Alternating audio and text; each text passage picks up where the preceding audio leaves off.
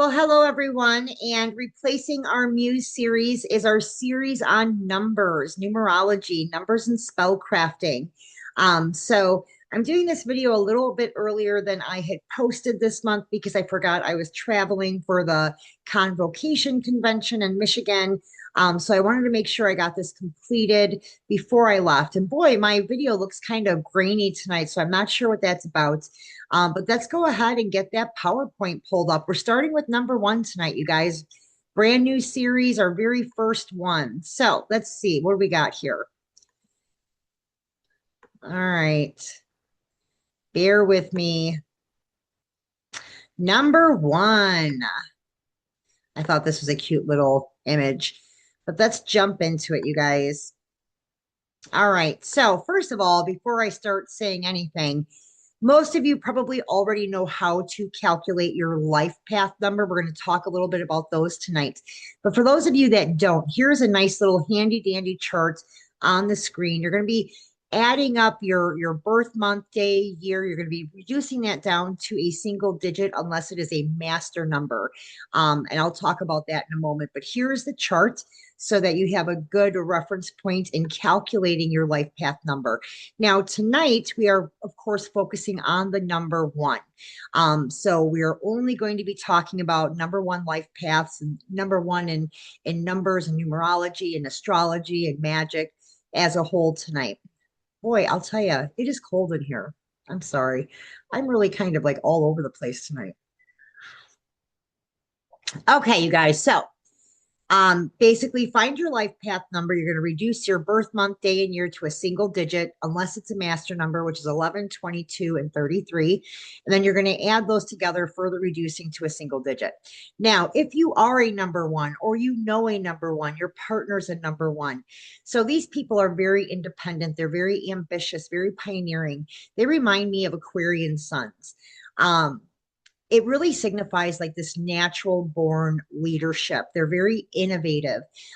They have very intense independence. Sometimes that can not fare great for relationships or cohabitation, but they have a lot of drive, especially to initiate new things, create new beginnings. Usually, people with this path are destined to kind of forge their own trail in life. You'll see very interesting aspects in their astrology. Um, they really are thrivers, right? And you'll find them in positions where either they're the owner, operator, CEO, they're usually entrepreneurs, very self-reliant, very determined, very creative. Um, at times, with every individual, there's good and bad, right? With every aspect, there's in astrology, there's good and bad. Now, individuals who are a one may struggle with being a little bit overbearing, a little bit self-centered. On a bad day, a life path number one reminds me of maybe somebody with a lot of Taurus in their charts. But again, they're usually kind of natural authorities. They take charge of situations. They kind of set the pace in the environment they're in or for others. Um, very independent, very driven. They do have that strong need for independence. So again, these are very Aquarian, Uranian type people. They do rely on their own skills, their own visions, usually to achieve goals. They don't do good sometimes in team structures. Not always, but they may struggle unless they're the leader, right? Now, in terms of innovation, they have this kind of can-do attitude. And when they get a project, they prefer to kind of create something new surrounding it, right? They don't like to follow others or certain like predetermined processes. They want to create something new. They're trailblazers, right? Very highly motivated to succeed, kind of like Aries a little bit there. Aries is another placement that kind of reminds me of a life path one. They're not afraid to take risks either, right? They are risk takers. Now, they can definitely be stubborn. Self-reliance can turn into stubbornness and kind of like this refusal to be subjective or get, constructive criticism or take advice. Again, that overbearing kind of insensitive Aquarian aspect. They can be pushy, bossy, selfish, kind of like Aries. They focus very heavily on their own goals, like they are tunnel visioners. Loneliness, that kind of is a natural side effect to a bad day life path number one. So, that intense focus on that individual achievement can really lead to isolation. Um, so a lot of times in careers, in industries that you find life path number ones, they are that kind of leader. They're the manager, the inventor, the freelancer, right? They're very independent.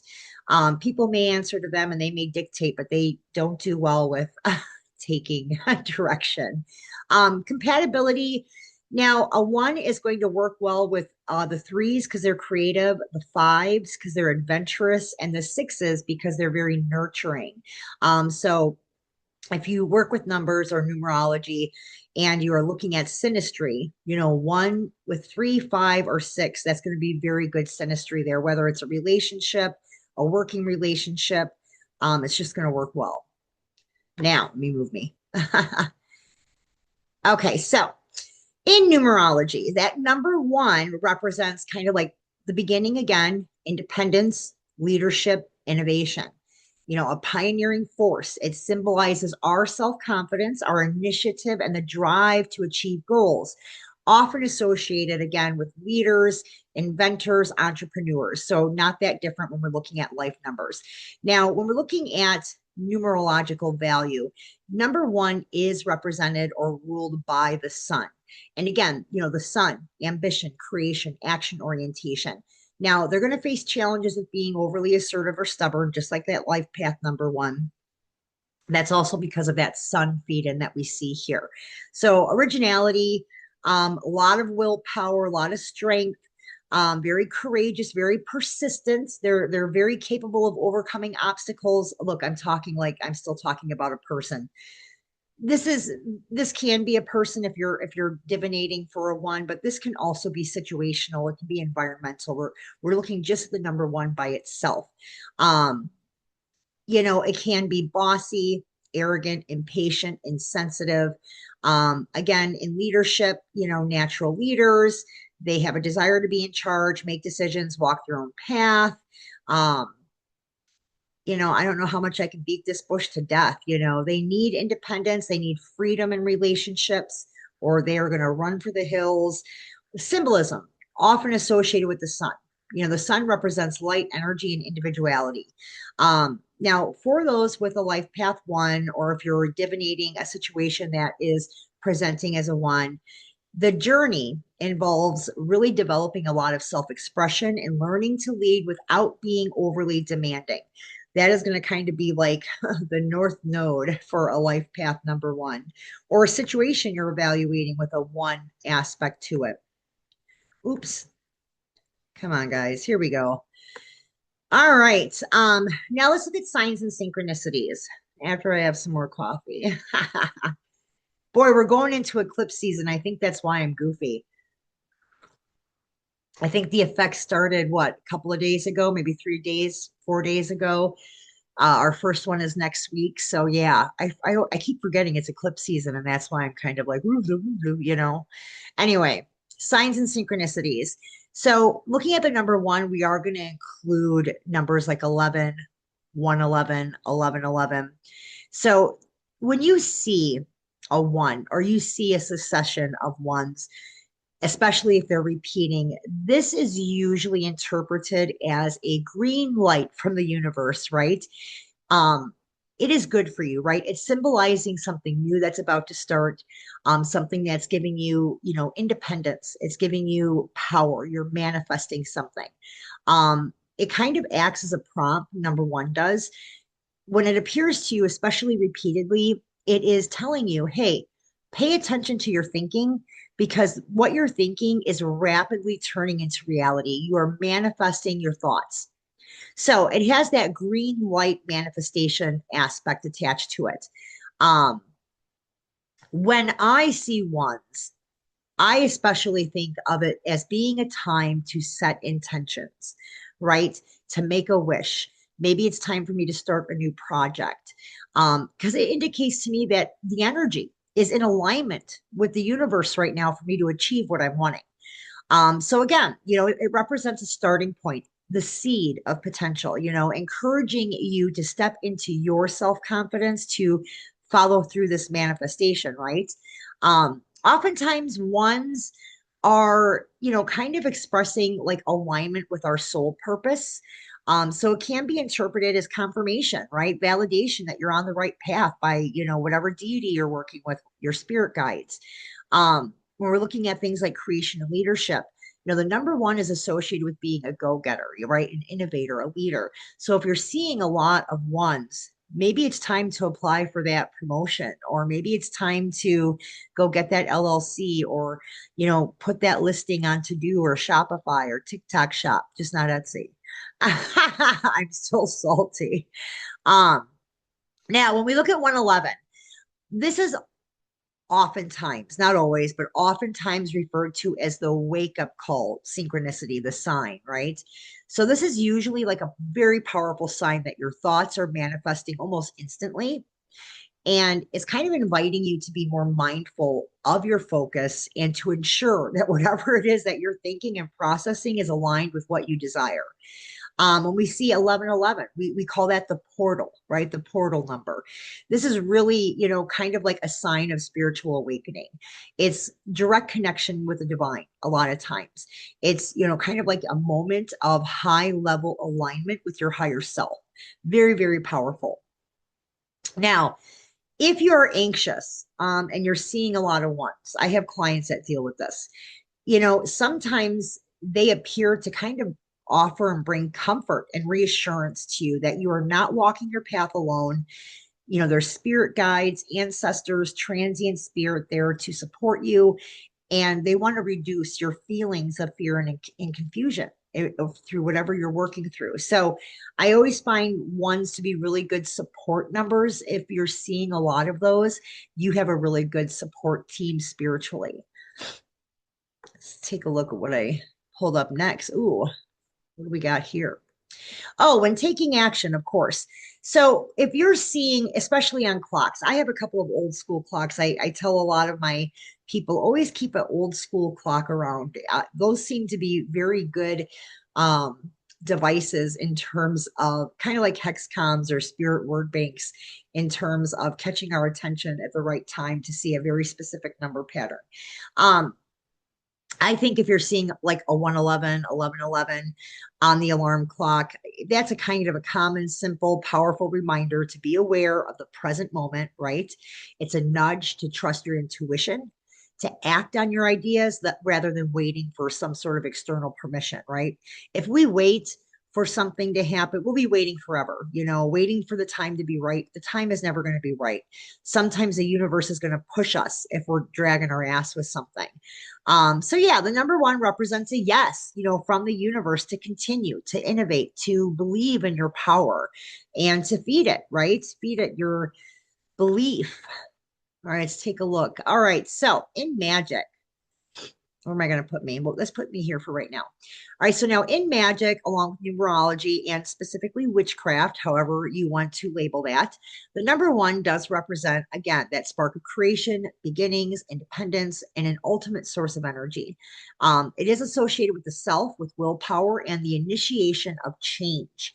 It represents the individual, the point of origin, and wholeness or unity. So, a lot of times you will see casters use the number one, especially with like right here or the cosmic egg or with the tarotic magician card, um, in very specific types of spells. So, let me show you what those are. So, if somebody is working on a spell, example for a new job, maybe they are getting divorced and going into a new life phase. Maybe they're starting some sort of new project, like an entrepreneurial project. You might want to incorporate the number one, maybe in a sigil, a symbol, something on your altar. Um, Now, let's say you're working on a spell for independence. You want strength, you want courage, you want to be able to stand on your own 2 feet. You want to be more assertive. Maybe you're trying to break a nasty habit. Maybe you're trying to stop smoking, stop drinking, lose weight. You need independence and willpower. Bring in number one, right? Again, sigils, symbols, anything on your altar, even if it's a tiny makeshift altar, you don't have to have anything like crazy fancy, you guys. You can draw it out on rice paper and burn it in a altar bowl and just mix the ash in with your wax and herbs if you want to. It doesn't have to be anything crazy. Just call in that energy and activate it, through sacred fire, through water, whatever works best for you. With tarot correspondences, again, the number one is represented by the magician. The magician manipulates the environment and directs personal power to create reality. So, a lot of times for personal spells or spells for family, I will use different tarot cards. And I might, for this particular spell, I'm trying to help somebody to direct their power. They're trying to create something, and they're trying to manipulate or bend the environment to that will for that alignment. I may write down the petition on the back of the magician. I might burn the number one with rice paper, wrap all that up, and burn it in a sacred fire with the target's photo or the placing, targeting, something to kind of connect it for that attachment. But that's common and very simple. Symbolism. So, the number one, it's seen as a spark, really. It's a spark, it's a flame. Again, that cosmic egg, some practitioners use the cosmic egg in their craft. Um, and when I say cosmic egg, this is like a creation point. That's where all the other numbers and possibilities emerge, right? That's like when we talk about quantum tunneling and entanglement. Everything exists, but something has to open the door and something has to fall into existence and fall off into the nether, right? Um, so some traditions do favor specific numbers, especially primes 379 for rituals. But one is used a lot of times to kind of ground energy or start a sequence of manifestation. Um, so if it's a brand new goal, it's a brand new petition, you might want to bring one in, right? Because you're starting something, you're seeding something, you're sparking something. One is going to give power to that spark. So let me move this out of the way. So in summation here, the number one is the number of the individual. Use it when you need to ignite your personal power to start something new. Okay, use it. You can journal. You can journal using the number one. Again, spells don't have to look, smell, or sound a very any certain way. If you have a book that you write in, a journal, a diary, that's an altar. That is a magical tool. Okay, you can write about the number one. You could write a thank you paragraph to the number one for helping you manifest and direct your energy. That's a spell, right? You don't have to do anything fancy. All right, you guys, moving forward. Okay, so back into witchcraft, which has many different branches. I'm just using that term loosely tonight. Number one does symbolize, again, that wholeness, that unity, and the origin, really, of all existence, back to that cosmic egg. So, representing the self or the ultimate singular source of power. So, that's goes by very different names, divine source, the creator, God, Yahweh. I mean, there's so many different names here. It is considered Allah, okay? It is considered the foundation for all other numbers and represents the beginning of manifestation. Again, I know a lot of this is me repeating myself, but I'm trying to drive home what the number one is. Now, some traditions are going to emphasize kind of like this kind of singular focused energy. Other numbers like three, again, are frequently used for specific workings, like the rule of three for invocations. But one, that is divine. That's unity. That's self sufficient, like our natural disposition to be self sufficient. It's like the nine of coins in the tarot, right? But it connects to everything in existence. So it doesn't stand alone. So it also is associated with cycles and change, which are fundamental to the concept of wholeness, right? Other numbers like three for magic, 13 for coven, seven are often used more frequently. You're going to find these numbers, you know, but one can really be used alongside these or in conjunction with these, right? So it doesn't have to be explicit use. So when we're looking at mythology, when we're looking at religion, occult associations, there are a lot of primary numbers linked to certain deities. And so when we look at the number one, the deical counterpart for that number is what we consider the monad, the unity god, right? The supreme creator, the concept of monotheism, right? So it's like the Abrahamic God or Brahman. in Hinduism, which I think I put a little picture. Yeah, here we go. Um, so when we talk about the monad, we're talking about divine source, the creator, um, very Abrahamic Canaanite, but it is associated to those deities specifically. So another thing to keep in mind, if you have a practice where you are working closely with Hindu deity, um, Abrahamic pantheons, Canaanite pantheons, you can use the number one if you are reaching to deity, if you're trying to get divine intervention, divine permission for something. Include a number one. All right, astrology, it looks like we're going into here. Okay, so now the number one association for many deities, before we get into astrology here, it looks like I wrote some more about it. I want to talk about modern practices. Modern practices, usually most practitioners have what's called a patron deity. So that could be like a goddess of love, a god of war. This patron deity, there is a very intimate personal connection between the practitioner and this deity. Um, you can associate or assign that number one to your patron deity, because it is your beginning and your ending, really. Like that's your patron deity. So you will see number one associations sometimes in these patron deity altars. Now, when we move over to astrology here, again, we're talking about the sun. Let me move me out of the way. The sun, um, definitely is like that number one in numerology. So it governs the sun sign, the star sign of the sun. It represents the core self, the ego, identity, life force. The number one is considered the most primary factor in a birth chart, the sun, right? Um, Other things in astrology, the first house, that is associated obviously with the number one. It is the house of self, right?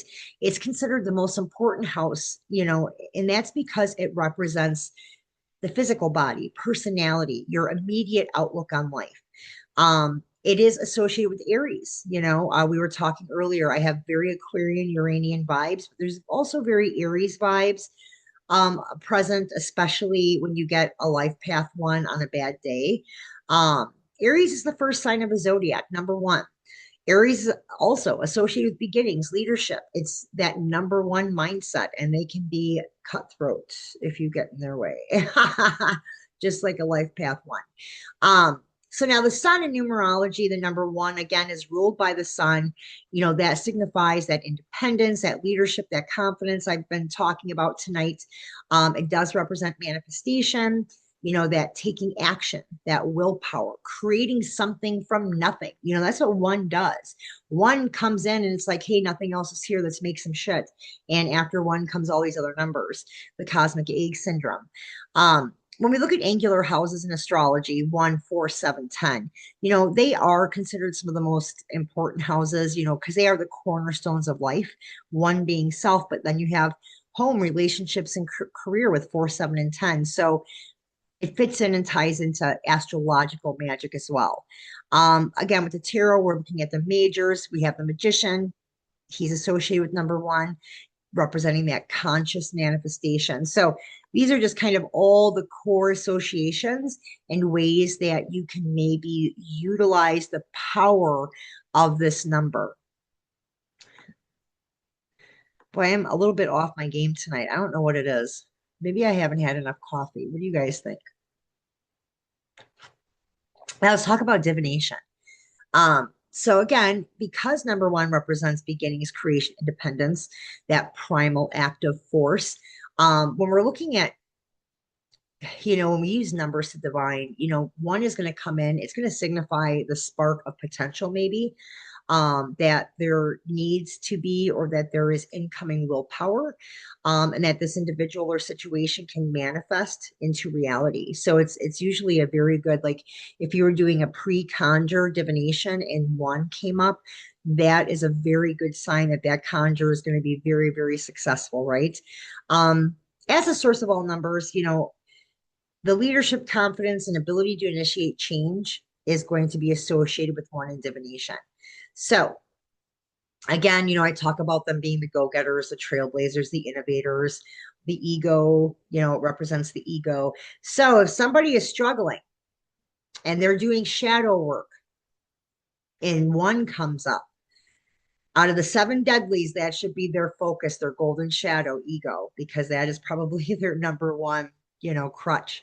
Um, but there is that drive to move forward and reconcile it. So it's not like they're stuck there. Okay. So that's a good thing. We talked about the magician, and with the number one as a whole, even outside of the tarot, even outside of, talking about the magician tonight, the number one embodies that power to manifest your resourcefulness, right? The magician is very resourceful. He can sell a ketchup popsicle to a woman in white gloves, right? He can take control of another's environment. One can do that also. The other card too is the ace in the minor arcana that represents the aces, I'm sorry, in the minor arcana that represent that first spark of action. So, ace of coins, ace of wands, ace of cups, ace of swords, those also are affiliated with one. So again, they can be used in spells, they can be used in petitions, on manifestation journals.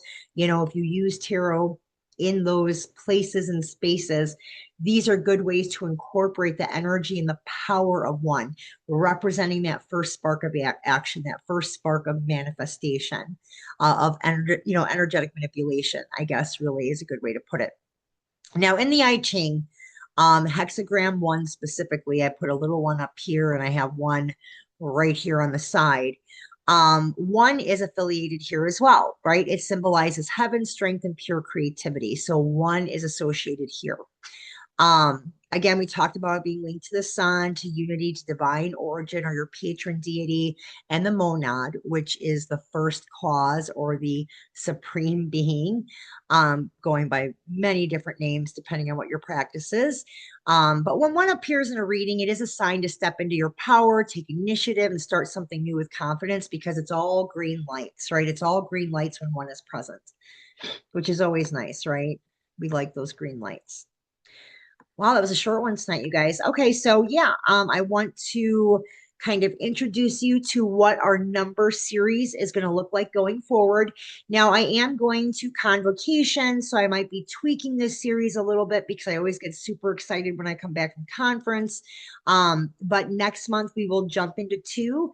We'll talk about those traits in life path numbers, the synastry, the numerology, the astrology, the magical applications, how you can call that power in, pull that power in. But yeah, stay magical. And if you guys have any questions, you know how to reach me. Oh my goodness, I can't turn off the computer tonight. I'm just going to smile at you.